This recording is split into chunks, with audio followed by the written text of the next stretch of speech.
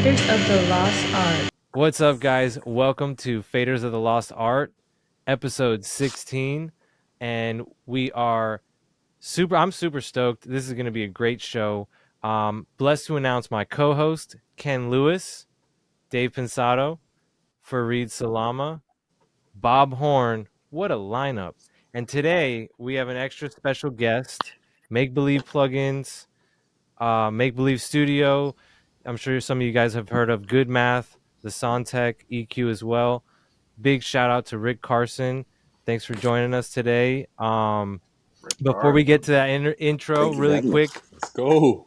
Yeah, Rick, young Rick. We're definitely going to get crazy today. Before we get to the rest of the intro, I want to give a big shout out to our friends and sponsors, Avid, Arturia. You already know we can't live without that stuff. Dutch and Dutch, as you can see, we love that juice that's pumping out of the Dutch and Dutch speakers. What else? Sonarworks. We got a mic giveaway. One of these bad boys could be yours. Mic package, Sonarworks, Sound ID, calibration package. We are giving it away. So check how to get it in the link in bio and all that fun stuff. Like, subscribe. What's the other one, guys? Comment and have some fun. So yeah, without further ado, Rick Carson, what up? Oh yeah. Thank you so much for having me, guys. I really appreciate it. Likewise. Yeah, Thanks for joining us, man. For real. Heck yeah. Genius. How's behind everything the going? Genius. It's been good. It's been a crazy couple days. You guys just updated the Soundtech? We did. We just updated the Sontec, and it went live for Windows and VST3. And there's a lot of mastering engineers who are still over on Windows, so been having a lot of Right. conversations with them. Yeah, dude. If you haven't been using it yet, yeah, that Soundtech is amazing. I have a Soundtech MEP 250 outboard. So when I got a hold of this one, I was like, just waiting, and I was like, is it going to be a real Soundtech? And I was like, fuck, yeah, it sounds amazing. Very well done. Thank you so much, Ken. Dave, were you saying something? I think you were muted. Oh, I was trying to I was trying to talk to my assistant. I didn't want anybody to know. We're talking shit behind your back, Okay. Rick. Oh, hold on. So, but yeah, dude, the Good Math plugin. There's been a lot of controversy, a lot of, I guess you could say, cult fans, a lot of naysayers and snake oilers. Tell us a little bit about what's under the hood. What people usually like just walk right by. As far as Good Math goes, it is three really, really clean gain stages. And those clean gain stages are actually the output faders from Metric Halo's channel strip. I noticed something interesting when I was doing rigorous testings of a bunch of things that we were working on, where I noticed that when I was using multiple instances of channel strip, I was able to clip them in an interesting way that was very, very musical. And I went and I presented this whole idea of what I was doing on my work to BJ and Joe. And, BJ instantly was like, no, that shouldn't work the way that it does. And so we started looking into it and we found that there was a reason why things were happening, but there was no causation on how to actually get there. And what it was is that there's a rounding error that you can take advantage of when you go from a DAW's 32-bit floating point math to its fixed 24-bit output, and the rounding error is tripped in the 25th bit. And yes, it's still clipping. It just is incredibly musical. And it's kind of one of those things that you can only put together like a clock. You've kind of got to have, or not a clock, but like I think of it like a guy picking a safe where he's got the stethoscope on and he's leaning against the safe and he's listening to it. And you turn up a little bit of gain and then you're like, okay, that's okay. I can get away with that. And you turn up a little bit more. And then you're like, okay, that I feel like works a little bit. And then you turn up a little bit more and you kind of hear it clip and then you can push it around a little bit in either direction and it'll just open up and it'll stop clipping, but it'll be above zero, and it was one of those things that, I did it enough that, I took it to them and they were like, this is very, very interesting. And so we decided to put it into good math. And then from there, we said absolutely nothing to anyone. We gave them good math and we let their hearts run wild with it. And, I will say, I feel bad for one person in particular, and that is my good friend Mac Damon, who runs a studio down in Texas. Mac is an absolute sweetheart. I love him as a human. He's salt of the earth, people. And if I ever ended up homeless, he's the sort of person I know that I could show up and he'd let me sleep on a couch. He's that sort of guy. And he, took the thing and he listened to it and he said, I believe that the top band is a Paul Tech, and I believe that the middle band is this, and I think that the lower band does this. And he made a video all about it.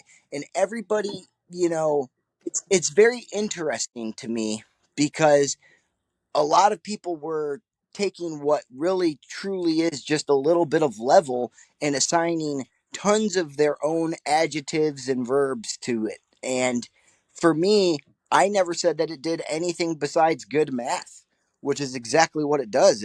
It adds in a way that is special. And, you know, um, I got a question. The A hole, the gold A that lights up. Is that like a brick wall limiter? Is that like a, because I've noticed like when I have that on, I'm not going over zero anymore, or it's like right at the.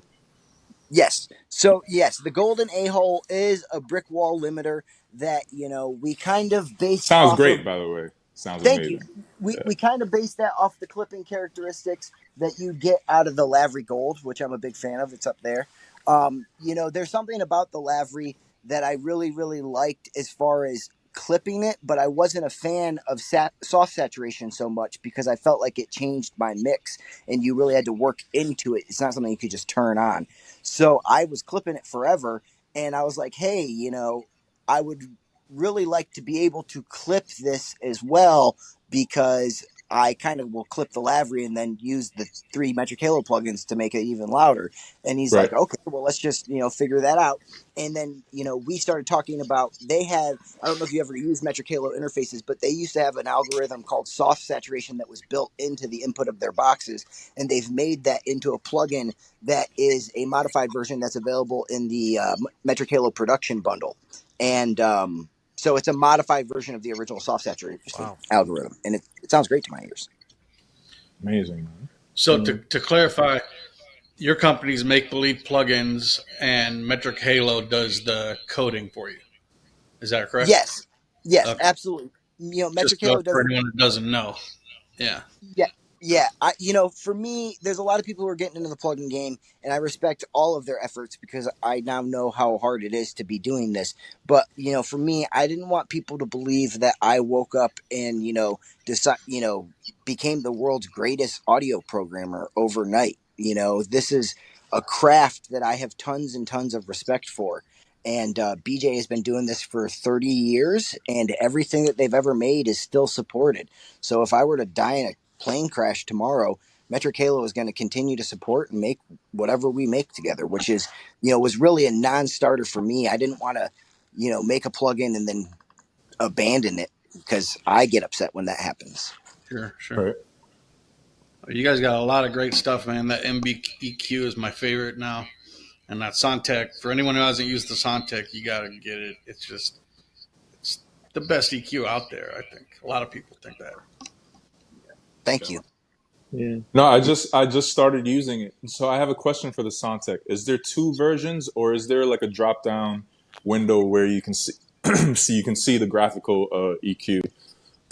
No, there's just one version of the Sontec. Okay. And it has two panels that Yeah. are available to see if you click on the actual logo, and those are the options panel and the options panel. Yep, I see it back there on your screen. So if you pull it up and if you click on the Sontec logo, you'll see show options panel, and options panel is where you're going to see things like input output gain, the ability to bypass each band individually, and then the ms enable and the channel linking functions. And then if you click on the logo again and you click the menu option that says show transfer function, That will show you the spectrograph that's provided by Metric Halo SpectraFu. It will also show you a spectrogram real-time window. It also has stereo input and output meters that show true peak as well as VU and PPM. So Crazy, That's man. nuts. It's a Dave, lot to this plugin that I knew. A lot more to Dave, have you had a chance to mess with the make believe plugins yet? Why you gotta put me on the spot, Bob? it. I can't even spell metric halo. That's what he was asking Sam earlier. He's like, make sure you get that. You got to get that plug. Uh, I, I'm learning right now. I have the plug-in. Sad to say, I haven't really used it much. I got 3,000 fucking plugins. Uh, uh, but yeah, come back to me about a month, and I'll have it under my skin. But right now, I'm learning Nice. from you guys. I'm being kind of quiet, but I Hey, do like Halo. It, I it do love that plugin. That's one of the earliest plugins I was using, and they didn't give me one free.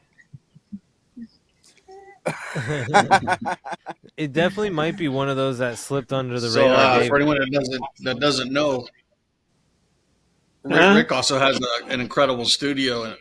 Rick, tell us about your studio. So make believe is as close as you're going to get to walking through a dream I had. It is a 3-room facility. It sits just shy of 5,000 square feet, and our main tracking space is a studio that's built around a API legacy console, 32 channels that I like to leave. So everything is set up so your band, could walk in and cut a soul record. So the drums, the piano, the organs, probably about 6 or 7 different little combo amplifiers, the bass rig, the piano, the Wurlitzer, and the Rhodes are all ready to go at all times and patched into the API. So you literally, we had some of the dudes from the Free Nationals and a couple other local players just walk in on Sunday, and we were tracking the full band within about 4 minutes of everybody walking in the studio doors. And I will say that this is not something that this was not how I was able to live my life until I decided to shut the studio down and start a software company. Because when you run a commercial studio, people want to change their microphones. They want to do what they want to do. And that really meant that everything got zeroed out at the end of everybody's session. All patch cables were pulled, everything was put back to zero, and that's how the studio lived for almost the past 10 years. And in the past year, it's been very, very freeing to, now my requirements for outside engineers, I say, hey, are they bringing their own drum set? And they're like, yeah. Nah, book it somewhere else. Right. Right. Nice. Can you work around the setup? Like that's the requirement. Like Exactly. Like the drums will sound good. Like use these yeah. drums. I feel it. I definitely feel it. Awesome. But so one room is the API legacy room, and that room is primarily tracking. So, as far as outboard gear goes, we have a few compressors in there. We have a stereo pair of LA3As. We have an 1176. And we've got a couple ADR complexes that we use on the room microphones. But besides that, it's mostly EQs and compressors, which is how I like to keep it. EQs and microphone preamplifiers. In my room, which is where we're at right now, this is my main tracking space, my main mixing space, and this is an SSL room. So this is a highly modified 6000 that is 24 mono channels, 16 stereo channels, and then I have, I don't know, maybe 6 channels of EQ out here in my rack, and then everything else is just racks of outboard compression and 80s digital effects that I feel like sound grainier than plugins, so I still want to use them. I'm a big fan of Yamaha reverbs. What, Sick. Rev I Rick? always 5. tell people today. Hey, Rick. Well, I want to ask you. Describe the average customer that comes to your studio. well, at this point, the majority of my work comes from out of state. So I would say a lot of it is like smaller label stuff, but there's still a lot of major label stuff that I do. And then there's a handful of producers that I would say I'm in their wheelhouse of people that they rely on to get their work done. Yeah. So I work with What are the different genres that come through? Everything, so I've made #1 rock records, I've made #1 jazz records, #1 country records, a little bit of everything. This week I mastered a record for Terrace Martin and Alex Isley, Oh, and wow. then we have a band in there right now called Arson City that's like a bigger rock band who at one point was a bunch of their members were signed to another band over at Atlantic, and yeah, so really how I've always described that is I want to make any record as long as it's good. That's pretty I'm with you on rad. that. That's my philosophy. That's a great I'm down for segue. that. Same. That's a great segue into. Yeah, and Dave, I always thought that. Go ahead. Oh, I was gonna say I was always very inspired about that when it came to your work, and especially when you started doing the in the layer stuff, because you in my mind I knew you for particular mixes that were out there, but then you were working on all sorts of music. You were working on rock music and CCM, and and all of it. The one thing that I noticed amongst all of it is it was good. The songs were listenable. I should say thank you, I guess. Yeah. Anyone still doing legacy Atmos stuff, or not as much? I'm on the final touches of a lot of the Donna Summer singles. Amazing. So Wow. I think Can't wait till that goes drops. already out. Oh man, it's Yeah. been so much fun. Holy shit. So the crazy thing is a lot of those multi-tracks were delivered as unedited multis. So the producer would cut the artist for he'd cut the live band for like 20 minutes. And then he'd have Donna Summer come in and she would sing certain parts of the song over certain parts of the 20-minute arrangement. And then Giorgio Moroder, the producer, would chop that up and mix in sections and assemble the sections into the final 2-track master. So you would never have an assembled multi-track. You would only have an assembled 2-track master of all of the individual section mixes. Right. So I had to go find all of those section mixes, then assemble them all into a multi-track, and then mix them, which was an epic nightmare, but the most fun for Holy me. crap. Like hearing all of those live horn breaks and those like classic pocket drummers, man. Just Did you have to worry talent about? level. Did you have to worry about drift at all? Oh yeah, had to correct for that as well. Oh, So, and yeah, you would just pick a spot on the you're aligning to the original master. So you'd pick a spot on the original master and you would assemble your multi, and then you'd figure out okay, I can mark this snare and this snare a minute and a half later on both the master and the multi, and they're 13,000 samples apart. So I can correct the entire multi by 13,000 samples, and it will snap the whole performance mostly close enough locked for Atmos. You got to be within 50 milliseconds on Atmos. Wow. So, and are you doing capstan from Celemony for that, or what are you using to correct it? Pro Tools and Pro Tools? Just manually. Pitch and Time, who's that? Oh, okay. Serato Pitch and Time. Yeah, To stretch, if you need to stretch. right. Pitch and Time has a really, really good algorithm. Yeah, very good. And some of the time correction is actually varispeed. So if you can figure out the varispeed on it, then and just touch it just a little bit, that's more of a guessing until you get it right, but it's possible. Right. Yeah. But then so you have to assemble the multi, and then you have to mix the stereo mix from scratch to match the original stereo master as closely as possible, because there are no stems, and Right. you need mixed stems to mix Atmos. And then so you match the stereo mix, then you stem that out, and then you mix the Atmos. I learned how to do Great. deverb. It's a lot of work. Deverb. What's that, Dave? Oh, I learned how to do deverb. I don't know what that is. How to do what? There's a reverb. This with this. You lost me. I had to say something. Oh, you mean deverb? Yeah. Yeah. I love deverb. Deverb's awesome, man. Oh, Yeah, Bob. Deverb's I'm a the fan. cheat code. A lot of people don't Yeah. know about that. That modulation shit really helps it pop out in the mix. Okay. I'll take a demerit, faders. I'm sorry. So Yo, No, Neil Pogue. Shout out to Neil Pogue. He told me about D-Verb. He was like, D-Verb is a sleeper. Yeah, a lot of people rag on it because of the modulation, but it's great. It's good. I think that's what helps it pop out in the mix. Yeah. Sometimes you got to use something different than Valhalla. Right. Not For every, sure, dude. not every day, but some days. I mean, you might have to. I don't have to use anything but Valhalla. Does anybody have any go-to plugins for 80s reverbs? Lexicon 224 by was that Arturia? Yeah, that thing. Doesn't UAD make a 224 as well? Yeah, but the Arturia one is scary close to the real thing. It's Try awesome. try the Sonsig 80s reverb. Yeah, Sonsig. that's amazing too. Yeah. Yes. Dave, what is that? Is that the Rev 7 that it is emulating? Yes. yeah. Yeah. What does the Sonsig emulate? 80s reverb, I guess. No.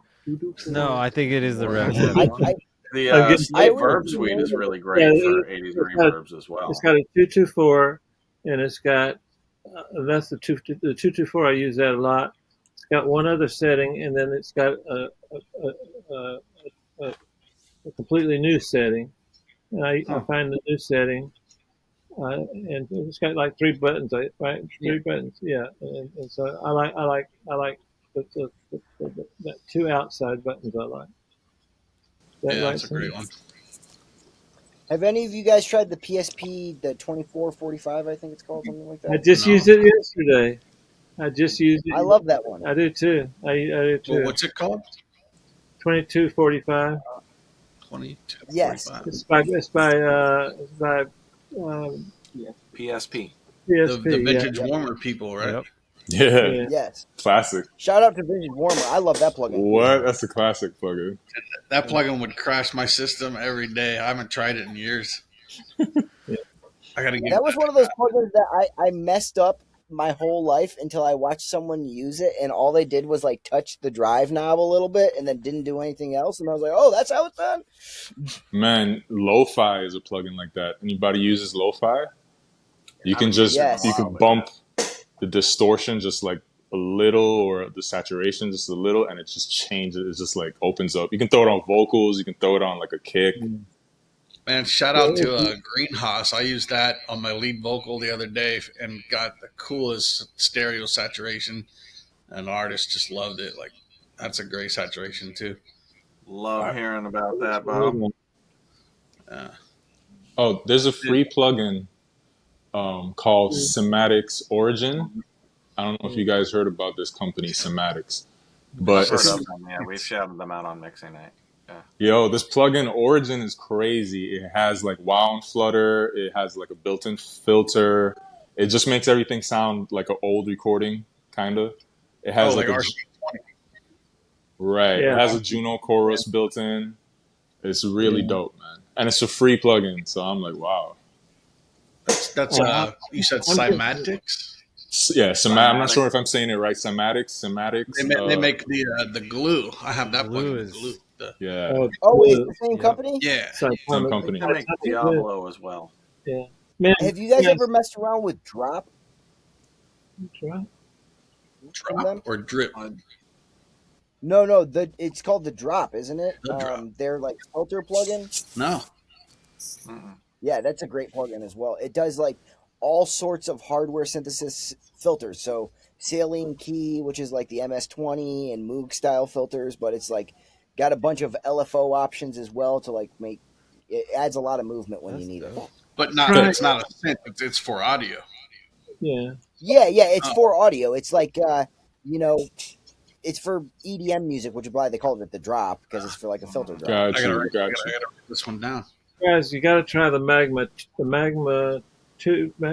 Yeah, magma tubes, right? I'm definitely trying that. Have you tried the Magma Springs yet? Yes, that's great. The one at California, game over. Yeah, I just saw Waves just put up all plugins for $29.99, so I'm gonna cop that the Springs Magma while they got Tubes. it for cheap. Magma tubes is like I'm using that on everything, cheeseburgers, everything. I gotta try that That on wasn't funny. vocals. You know what we need now? Like, you know how golfers have caddies and they'll be like, yeah, you should use the 7-iron here. We need, like Dave has one. We need a guy that sits to the right of us and just like, oh, you should use this plugin on that. You know, like that's his whole brain wave is just thinking what application, what plugin should be for, and we all need that guy. Oh I yeah, love Our that. caddy, mix caddy. mix caddy, That would bro. cut my mix time in half. Yeah, I'm not Now sure. I'm not accepting sure I like that, Bob. applications.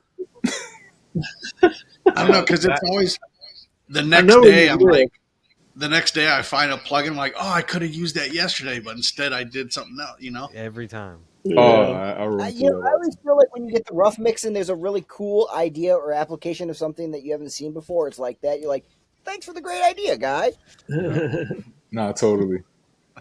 You know, I thought one of my best assisting / engineering experiences of my career was working for a legendary guy named Mike Stone.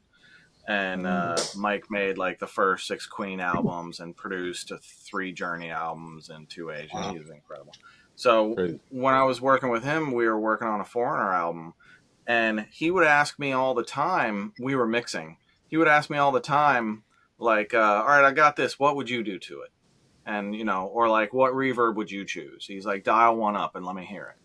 And or he would say, "What compressor would you use on this?" And sometimes I would do something and he'd be like, "Nah, I'm gonna do this instead." And sometimes he'd be like, "Oh shit, that's really dope," or whatever his lingo was. And I thought that was fascinating because it made me so much more engaged in the process, and B, it gave him new experiences to tap into from other people's experiences so that he could continue to grow as a producer and mixer and find new sounds and new things, and keep his people engaged. I thought that was Heck yeah, you got like there wasn't Pensado's Place and mixing night back then, so no, this was ancient times.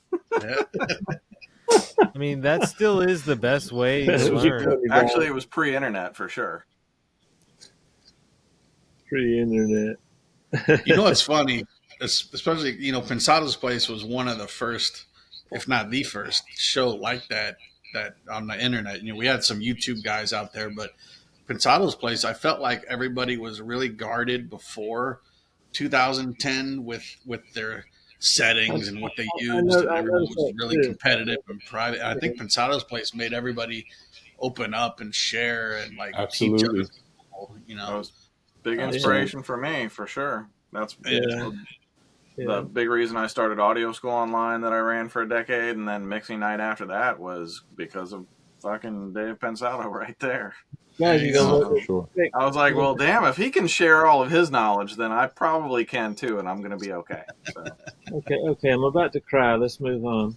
But thank you, guys. Thank you, guys. Well, Rick, not so much you, but I like all these other guys. It's funny, Rick.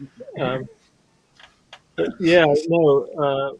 Thank you so much. I appreciate that. It's been a good ride. It's been a good ride.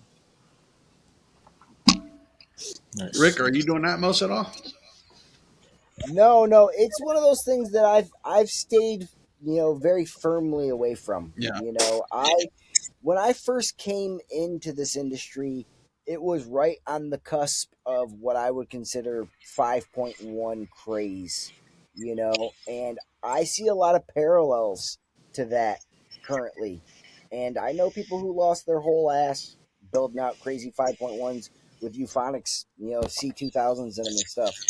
Um, and for me, I jumped on the path that I'm on with the software side of stuff pretty much at the exact same time that everybody else started jumping on the path of the Atmos stuff.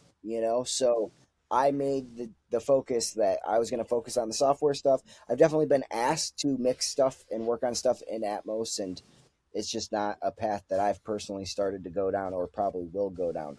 That being said, there's a lot of people that I love and respect who are doing some tremendous work in Atmos. So, we are working with them, and, we have a tool that we've been throwing around here in the office that you press a button and it'll turn a mix into Atmos. So, you know, um, it's very interesting. But if you want my brutally honest opinion, and I'm not trying to disparage anybody who is currently taking that work right now, but I think everything about it fundamentally is flawed from the ground up. I think it's trash. Um, I think that the assumption that they have in their white paper that over 50% of people in America have 5.1 setups in their house is wrong in the first place. The people that do have 5.1 setups are, your crazy uncle who's got one speaker coming from a He's cabinet got a and one, Sonos. He's got a sound yeah, bar. yeah, he's got a sound bar doing half the work. Um, no one is really experiencing Atmos work the same way that we get to experience Atmos work in these crazy rooms with PMCs all over the walls and stuff like. I mean, don't get me wrong. Eric Schilling has my utmost respect, and I think that the work that he has done is incredible. And I got to hear it in Michael Romanowski's room with the full $500,000 setup. I get it. But the problem is the Atmos software does not sum to binaural well, which means that it does not sound good to me in headphones. It sounds washy and like there's more reverb. And, all of that doesn't add up. So they either need to figure out how to sum it to binaural well and really go after, understanding that this is a format for headphones and treat it as such and respect it as such, or, keep doing what they're doing, I guess. Rick, Rick, I, I didn't adopt the Atmos thing. I felt like I couldn't put my whole heart into it, and so I stayed. I stayed stereo. But I feel like I missed something. Everybody's talking about Atmos, and I don't really have that. So I'm gonna go back to mono. Let's just do that. I, yeah. I will say that I think it's also, it's a regional thing I found too. We went Yeah. and we did a very big trip across the whole country, and every Atmos room that I was in, besides one in New York, was on the West Coast. Yeah. I like 5.1, and I kind of was okay with 7.1, but that's about it. That's about as far as I got. Well, it's certainly fun. So hopefully they get the consumer products up to par where they can enjoy it like we do in the studio somehow, with some Yeah. technology, because that'll be cool. If that ever happens. Yeah. Yeah, I think the yeah, rollout's been pretty shit, but yeah. I'll say this: I the truly format believe. I think the format's amazing when Yeah. you can experience the format correctly, and I completely Yeah. agree Oh, with for you that sure. very few people can Yes, experience the format correctly. Even if they buy the right products, they may not set the right products up correctly. Yeah. Everybody mixing is in different rooms, and half the people's mixes I hear are just like, "What the fuck is even? How were you set up?" Like, But then, you hear like you mentioned Eric Schilling and another amazing immersive mixer, Mike Miller, another one, who was on our show, and uh, yeah, I think it's an incredible format with a shit rollout, and but Apple and Dolby are both firmly behind it, so it's probably going to survive. And some, the question is it always going to stay niche, or is it going to stay niche until some breaking point, until some turning well, point where technology demands that we like immersive audio as much, or that there's enough demand for it. I think the killer is hanging out in the bushes personally, which is the fact that you're right. I think that for one, I want to say I fully believe in immersive binaural surround. So surround that comes from two speakers.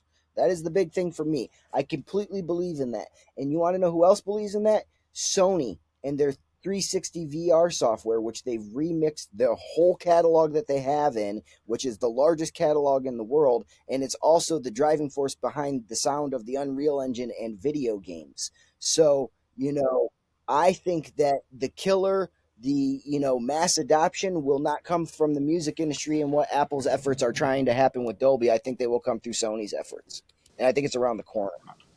I couldn't disagree with you more. I I could not disagree with you more. I remember we spoke about the Sony. The interest in Sony 360 among music people has utterly dried up that I've seen. I don't think it's going to be one of those things that it's going to be an interest. I don't think that they're going to try and sell it to us the same way that Dolby is. I think they're just going to be rolling out their catalog through their own channels through the PlayStation Network, and I think that if people are going to be interested in binaural audio, a lot of it is going to come from the interest that they have in video games, so I can see that being a spurring something that gets people to more mass adopt it for sure. Right, like Bob was saying earlier, he was saying the Oculus, like the headsets when they start adapting more like speakers, little speakers in the headsets or whatever to make it sound more. Right.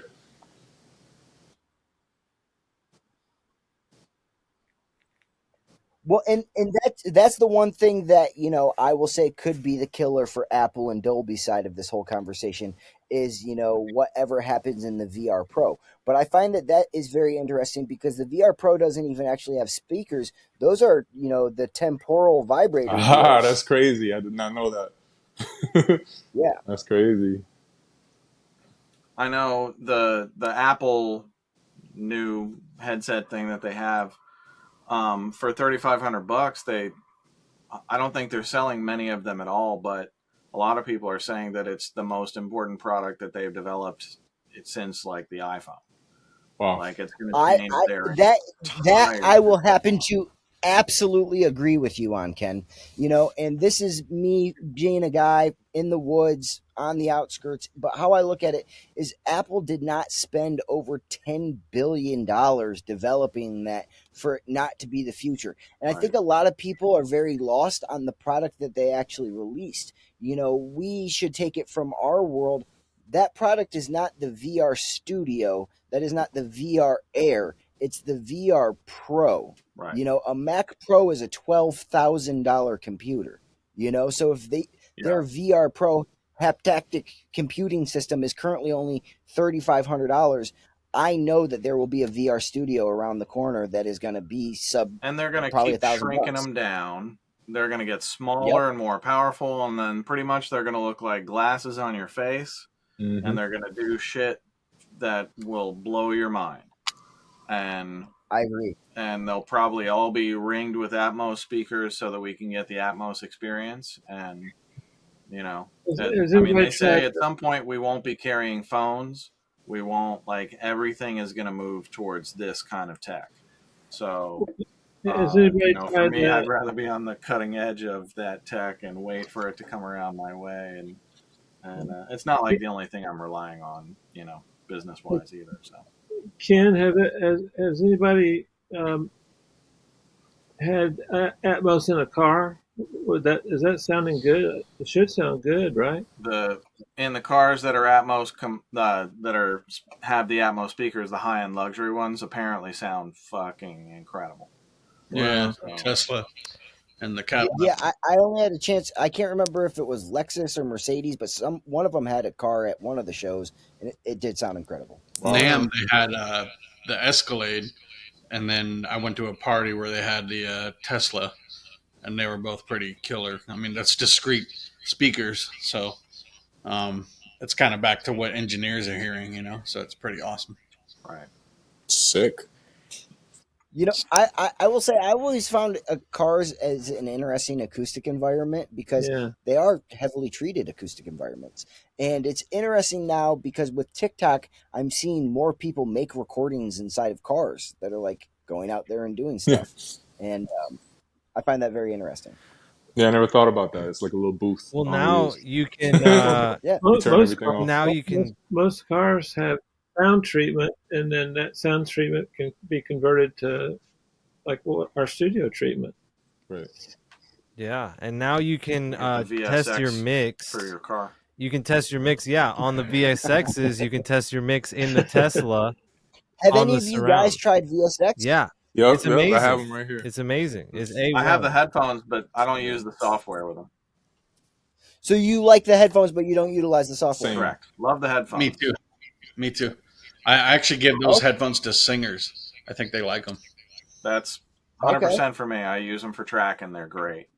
They're pretty good for Okay, so mixing for too, tracking but headphones. they're not great mix headphones. But they're good. But for tracking, they're super light. They isolate really well. The cable on them is kind of unobtrusive, and they're awesome for tracking anything. Mixing, I don't know. Somebody else would have to chime in on the VSX. I think the idea is incredible. There's another company named Embody that also did it, and they actually did my room VSX style, you know. But I think if you're in a bedroom or hotel or on a bus, it's imperative. Like, it's a really great tool for those people. Like, they were just posting that Mike Dean mixed the whole last Travis record with it. Utopia. But if you have a room, I think it's more fun, you know, just to be in your room without wearing headphones. But I think it's a great tool, you know. But yeah, the headphones on their own sound really good. They're really flat, and you know. Yeah, I think they're very flat. I think that's what, like, you know, like the resonance and like bad frequencies kind of poke out a little to me, which is cool. But they're not like the greatest listening headphones. You know what I mean? They're Like, not I think they're not fun sounding, right? right. They're just kind of like, here's what you're doing. Yeah. Here's, you know, no extra hype on it, you know. Right. So they're Right. great for that, you know. Do any of you guys utilize headphones in your actual mixing work? Yeah. I do that. The AirPods. I have a I have a streaming thing called Soundobus. I put on the master, and I connect with my AirPods, and I'll check the mix on AirPods before I finalize it. Are those audio ease, Ken? Yeah, Odyssey LCD XCs. I was trying to remember the name of those for someone. I called them Audis forever, and then Manny Merrick can correct me. You got a pair too, Bob or Dave? Yeah, they're amazing. How do you pronounce it? Odyssey. Odyssey. So yeah, I have the LCD XCs, which are like strapping two speakers to your head. It's incredible. Yeah, awesome. How much are those? 1,300, maybe 15. I'm not really sure, but like, you know, if you have a room that doesn't translate well, 13 or 1,500 for a pair of headphones that translates perfectly is fucking nothing. Right. And you get to use them all over the world. These are like from the bottom of the 808s to the top of the hi-hats. They're even. Like 20 to 20. They're really incredible. They're just heavy though, right? Yeah, they're heavy on your head. You wouldn't want to wear them for an extended period. You wouldn't want to track vocals with them on your head or anything like that. I pump mine up with helium. I lost a pair in the dishwasher. Don't ask me why. Stop playing.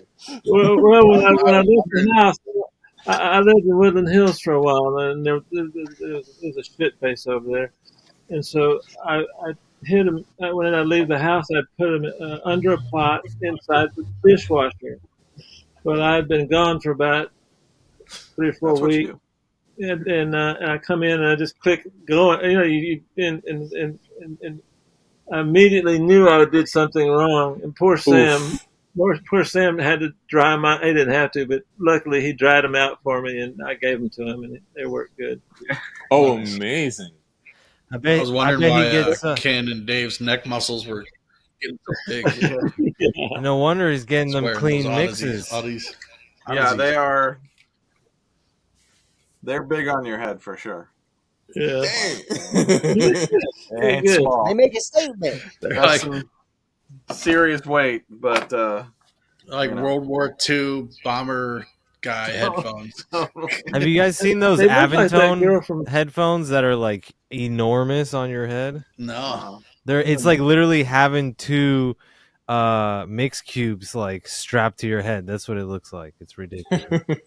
They are mixed cubes. Yeah, I mean, They're almost. bigger than the LCD XE. Oh That's yeah, impressive. it's impressive. They came out like they got popular just before Odyssey had their really big run, and now everybody knows them. But people that were trying to get that sound on the go, they were using the Aventone headphones, which they're just like 2.5, 3 inches wide off your head. It's just ridiculous. But speaking of headphones, Anyone That's tried something, like the bro. Focals, like the Focal? those were Full cows are awesome. those are big producer favorites. What was that other company that everybody was talking about for a minute that started with a G? Grado? Grado.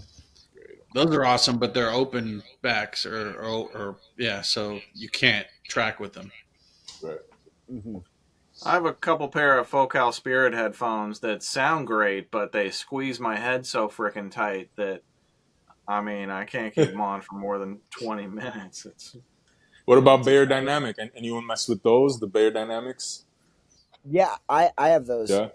I find like, Yeah, that's my. do you have to crank the volume up, like, or like, are they lower than normal regular headphones, like in volume? Is that a thing? Yeah, I only have a couple pair of headphones that I use like at all in my work for mixing and mastering, but the buyers and the I've got a pair of Sennheiser MH40s that I will take if I need to travel. Nice. And I feel like the buyers are definitely quieter but much more enjoyable to listen. They're more detailed and they're like a They're passive higher. speaker, right? I don't know how to explain They're it. higher ohm. They're higher ohms. Okay, got you. So It's yeah. like the old famous Oh. AKG 240s. Everyone used to like the AKG 240s in the 90s. Those were Right. always 600 ohms, and then you'd put a pair of Sonys on, and it'd blow your head off because they're Yeah, yeah. Got you. There it is. I always liked those Sonys. I just felt like they were bass light. yeah, totally. The 9s were better than the 6s, but still not great. You mean the DJ joints, the circular silver joints that were super famous? No, Or not? No, the black one. 7506s and 7509s. Oh, the black one. Yeah, the typical Gotcha. ones you Yep, see everywhere. Yep. Yeah, in the studios. And they're a little flimsy Oh sometimes. yeah. You Yeah, want to they know what break fast. headphones that I used to love for tracking at our studio, and I inherited them from when I took over the Westlake room that I was in, and I don't have any more because they were all worn out. But Fostex. Oh, yeah. wow. Yeah. Well, that's a Fostex. name I haven't heard in a while. Yeah. Was Yeah. the Red Riding Fostex? Yep. Yeah, they were like the T20s with the metal arm that came down for the adjustment. I always thought they were great headphones. It was really easy to take one off and have it still be usable. I liked them a lot. Nice. Yeah. I remember The other those. ones I've been using are these Olos. You guys used Olos before? Those are pretty tight. No. No. These are Olos. F5Xs. These are specific for immersive. These do binaural. Those are binaural. Yeah, these are binaural. And What? Okay, how many drivers are amazing in for there? binaural. But yeah, I wouldn't mix stereo with them. I think the LCD XCs are better, but for anybody who's doing detail immersive binaural work, the Olos are I think a must. That's really cool. So are they do they have multiple speakers in each side, or are they just two drivers? I don't, it's behind a cloth, so I don't know what the hell they're doing, but it seems like some voodoo because these are definitely better than the LCD XCs for mixing Atmos, and I didn't think anything was going to be better than the LCDs for anything. So, What makes them binaural, or is it just like they work better with binaural? I don't know if they're just set up better for binaural or what kind of voodoo is going on under the hood, but apparently they're supposed to be targeted for immersive mixing, and Okay. yeah, they localize like it feels more like my speakers with these headphones. So Awesome. yeah, it translates really, really precisely to the room, which is great. Dude, pretty epic. So speaking of DSX, we were talking a minute ago. Yeah. The other company that does a product like that, Embody, they have a Alan Myerson's signature plugin that's immersive, and what you do is you send Pro Tools to your renderer, and the renderer to this plugin, and then the plugin to your headphones. and I heard the Dune soundtrack, which was mixed by Alan in his signature room, and it was the best Atmos in headphones experience I've had so far. Wow. Can you say Wow. Awesome, that man. all Check again, that Bob? out. Say all that again. So Alan Meyerson has a signature plugin that's like the VSX product where it simulates a room, but this is by a company called Embody, and it's an immersive. So you see his Atmos room on the screen, and you send the Dolby renderer out of after Pro Tools. The Pro Tools goes to the renderer, and then the renderer goes to the standalone plugin, and then uh, and then you listen on headphones, and it was the best non-speaker Atmos situation I've ever heard. It was really good, but it's made by Embody, and it's the Alan Meyerson signature room. Wow. Nice. Were you That's very listening on headphones or speakers? Actually, the Odyssey LC X's. Nice, nice. Yeah, I'm gonna have Dude, to that's check that out. epic. yeah. The purpose So is for headphones, just like VSX is. Nice. Um, Okay. yeah. Yeah, I heard somewhere through the when you grapevines. use those headphones, Go ahead, Rick. oh, I was just gonna ask kind of question about his headphones. You know, this is something that's been interesting to me, or I've been interested in, and I don't know too much about. But it's head-related transfer functions. You know, and I know that a lot of people are getting into doing stuff like that when it comes to Atmos mastering. Particularly, there's a guy down in Nashville, Mike Mansour, who does a lot of mastering for Atmos, and me and him have had a couple different conversations about this. But a head-related transfer function is like pretty much an impulse response of your head. Right. And then you take an impulse response of your head, and then you apply that to the audio, and then that's the way to get a true like Is Atmos sound out of a pair of is headphones. I'm that what curious if your Apple is doing with their ear scanning tech now? Yeah, I believe that is like the true future of figuring out. Binaural. Atmos is binaural surround is going to be getting rid of the phase coherency discrepancies between the two sides, and putting your head in the middle of it is a way to do that, I think. Right.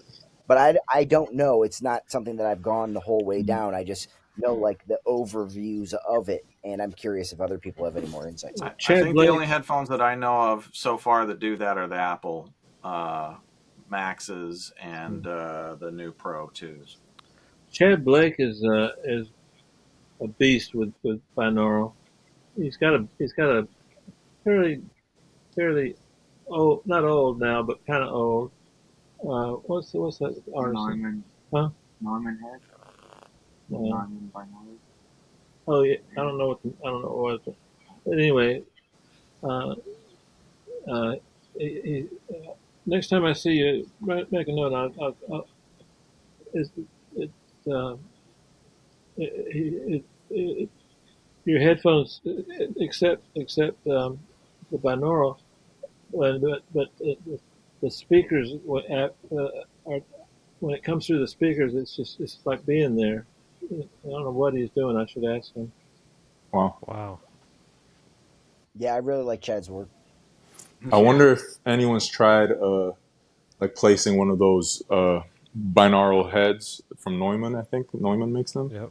Like in an Atmos room that's like well treated, calibrate, each speakers and whatever, and just try to record a binaural recording from that. I Well, wonder if when we had Stephen Slade on the show, he was talking about adding binaural to the VSX. right. Yep. So Yeah. I think that's coming. I don't know when he's going to upgrade, but come on, Stephen. As well Get as cracking. immersive, yeah. That VSX stuff. I'm super excited about the VSX stuff, the embody stuff. I'm excited about the fact that there are more people investing and developing into that tech to make it accessible for the headphone guy, which is basically everybody that doesn't have an The Atmos consumer. rig.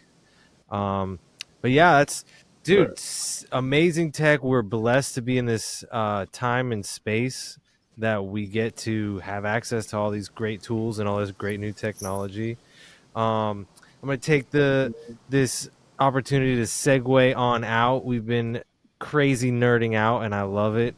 I'm over here half of the time freezing, but half of the time just like in shock. Like, you know what? Let me let them speak because it's just nothing but straight shock waves of knowledge coming out. So appreciate you guys very much. It's been uber exciting, and like I said, nerding out like crazy.